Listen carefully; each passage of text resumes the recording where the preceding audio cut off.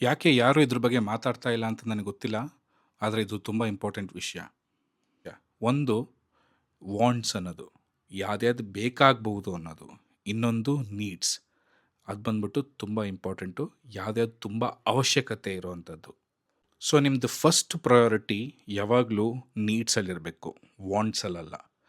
ಯಾವ್ದ್ಯಾವ್ದು ಬೇಕು ತುಂಬ ಅವಶ್ಯಕತೆ ಅಂದರೆ ಹೆಲ್ಮೆಟ್ಟು, ರೈಡಿಂಗ್ ಗೇರ್ಸು, ಜಾಕೆಟ್ಗಳಾಗಲಿ, ರೈಡಿಂಗ್ ಶೂಸು, ರೈಡಿಂಗ್ ಗ್ಲೌಸ್ ಅದೆಲ್ಲ ತುಂಬ ಇಂಪಾರ್ಟೆಂಟು. ಅದು ನಿಮ್ಮ ಜೀವ ಉಳಿಸೋಂಥದ್ದು. ಅದಕ್ಕೆ ಫಸ್ಟು ಪ್ರಾಮುಖ್ಯತೆ ಕೊಟ್ಟು ಅದನ್ನು ಪ್ರಯಾರಿಟಿಯಾಗಿ ಇಟ್ಕೊಂಡು ಅದನ್ನು ಪೂರೈಸ್ಕೊಳ್ಳಿ. ಯಾವಾಗ ನಿಮ್ಮದು ಬೇಸಿಕ್ ನೀಡ್ಸ್ ಎಲ್ಲ ಕಂಪ್ಲೀಟ್ ಆಗುತ್ತಲ್ಲ, ಅದು ಆದಮೇಲೆ ವಾಂಟ್ಸ್ ಬಗ್ಗೆ ಯೋಚನೆ ಮಾಡಿ. ಯಾವ್ದ್ಯಾವುದು ನಮಗೆ ಬೇಕಾಗ್ಬೋದು ಮುಂದೆ ಅಂತ. ಈ ವಾಂಟ್ಸ್ ಅನ್ನೋದು ಬಂದ್ಬಿಟ್ಟು ಇದ್ದಿದ್ರೆ ಚೆನ್ನಾಗಿರುತ್ತೆ, ಇಲ್ಲದೇ ಇದ್ರೂ ಪರವಾಗಿಲ್ಲ, ಆ ಥರ ಇರಬೇಕು. ಅದ್ರ ಮೇಲೆ ನಾವು ತುಂಬ ಡಿಪೆಂಡ್ ಆಗಬೇಕು ಅನ್ನೋದಿರಲ್ಲ. ಸೊ ಯಾವಾಗ ನೀವು ಪ್ರಯಾರಿಟಿ ಕೊಟ್ಟು ಫಸ್ಟು ನೀಡ್ಸ್ನ ಪೂರೈಸ್ಕೊಂಡು ಆಮೇಲೆ ವಾಂಟ್ಸ್ ಕಡೆ ಬರ್ತೀರಲ್ಲ, ನಿಮಗೆ ನಿಮ್ಮ ಬಗ್ಗೆನೇ ತುಂಬ ವಿಷಯಗಳು ಗೊತ್ತಾಗುತ್ತೆ.